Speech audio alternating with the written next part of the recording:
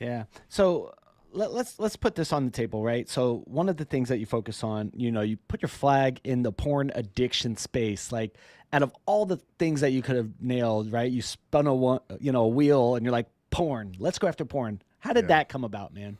Yeah, I wish it was like that, right? I wish that I could go back in time and be like, yeah, I was thinking about this in high school. It's what I always dreamt about. I checked the box after the SATs. It's like, this is what I'm going to do. And number one, it wasn't even really a conversation, 20 plus years ago.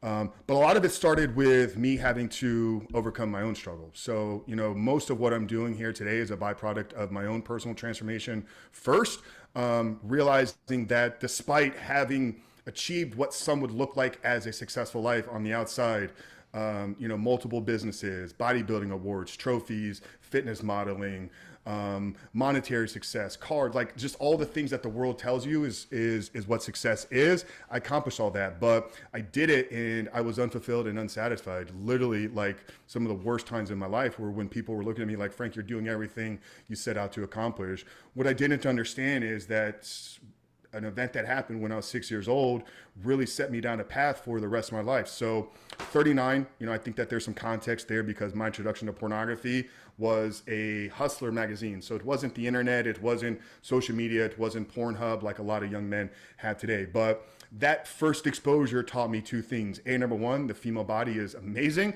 And when you see it in its fullest, nude form, it makes you feel a certain type of way. Also, because I found a secret stash, I learned from a young age that it's okay to have secrets from the people that you care about in your life. So for the next, 25 plus years, I lived a double life. I lived a parallel life, accomplishing things, graduating multiple, letters in high school, getting awards, getting recognized, getting scholarships, then getting into the business world, the leadership development, the entrepreneurship space. One area of my life was like, Frank is crushing it. He's doing amazing things.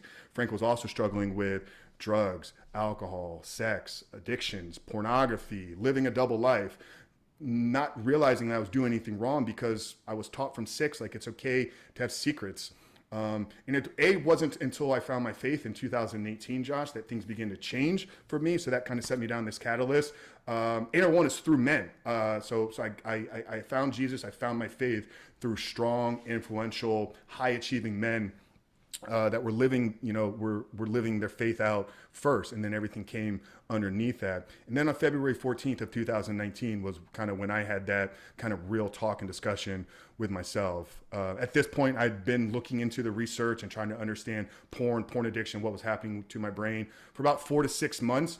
But I was presented with an amazing opportunity on Valentine's Day of 2019, where I was having a conversation with somebody I had a lot of respect with. This is a former Marine, somebody that is strong, masculine. He was telling me about some breathing exercises that he was doing to help him control his sexual energy. But the byproduct of it was he was able to stay off of porn. And I'd never had a conversation with another man, more specifically this one, about struggles with pornography. So when he opened up and told me that he had been struggling for a decade, even in times of war in Iraq, it showed me that, hey, like I'm not the only person in the world that has these secrets.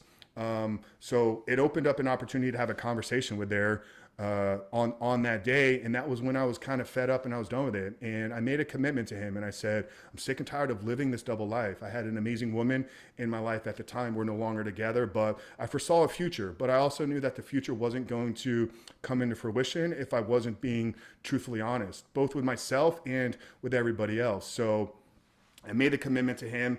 I asked for some help and accountability. In the next 3 months, Josh, my life radically transformed. Number one, the way that Zach responded to me in the car made me realize like it's going to be okay. Like people aren't going to judge me if I go out and talk about this, as long as they're the right people. So I started to reach out to a lot of my friends and network, just letting them know, hey, there's things that in my life that I've been struggling with, but I'm committed to getting out there.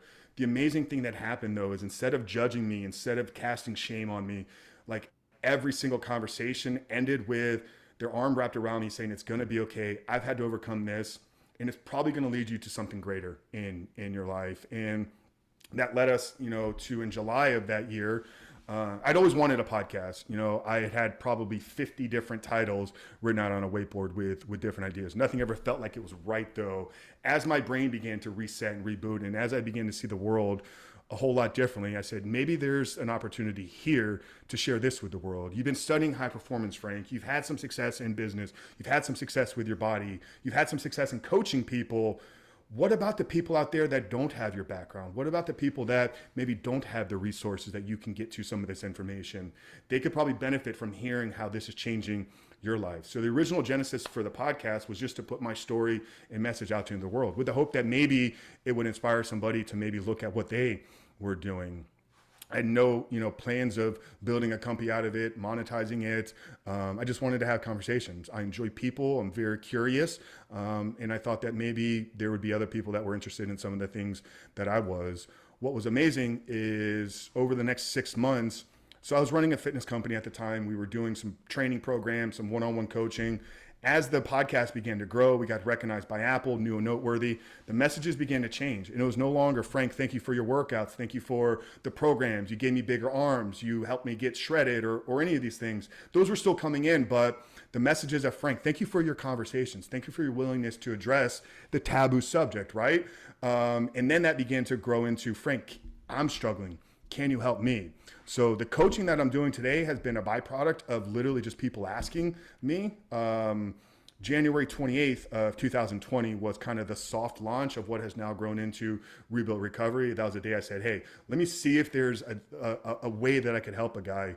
So I had 2 clients enroll in, kind of a case study program. Back then, that's now grown into our 16-week curriculum that we have available in a course and a group coaching, one-on-one coaching. So yeah, I don't remember the original question. I think it was around how I kind of got here, but I had to overcome, my own struggles first, begin to have open, vulnerable, transparent conversations, and everything else has kind of been birthed out of all of that.